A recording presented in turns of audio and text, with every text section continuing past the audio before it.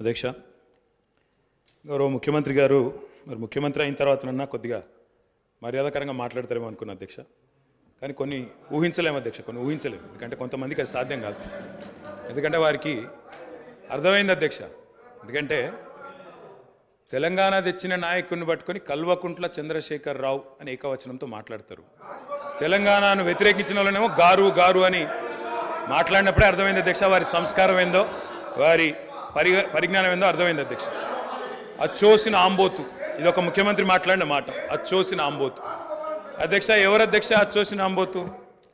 చీమలు పెట్టిన పుట్టలో దూరిన పాము అధ్యక్ష. కాంగ్రెస్ అనే పార్టీలో పాపం మా బట్టన్న, మా శ్రీధర్ అన్న, మా దామోదర్ అన్న, మా ప్రభాకర్ అన్న, అదేవిధంగా మా ఉత్తమన్న, మా కోమటిరెడ్డి వెంకటరెడ్డి అన్న, మా దామోదర్ అన్న, వీళ్ళందరూ కలిసి పెట్టిన పార్టీలో ఇవాళ దూరి ముఖ్యమంత్రి పదవి తీసుకున్న ఆయన చీమలు పెట్టిన పుట్టలో పాముల గురించి మాట్లాడితే చాలా చండాలంగా ఉంటుంది సార్. దయచేసి ఇంకొక మాట అధ్యక్ష.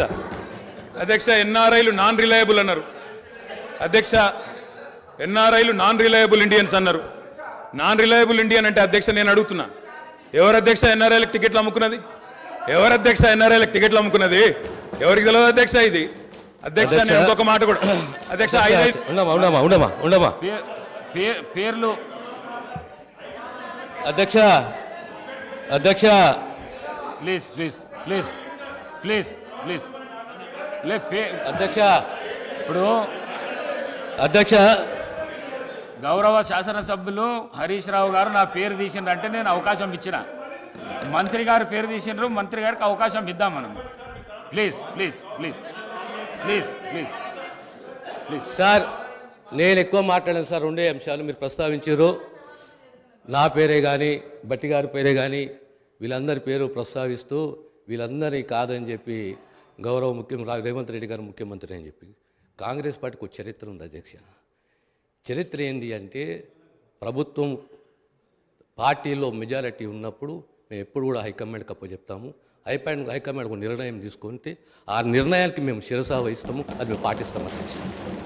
ధన్యవాదాలు. గౌరవ కేటీఆర్ గారు. మేం చెప్పింది అదే అధ్యక్ష, మేం చెప్పింది అదే. తెలంగాణ ప్రజలు ఎన్నుకున్న ముఖ్యమంత్రి కాదు, ఢిల్లీ నామినేట్ చేసిన ముఖ్యమంత్రి అని చెప్తున్నాను. నేను కూడా కదే చెప్పిన. నేను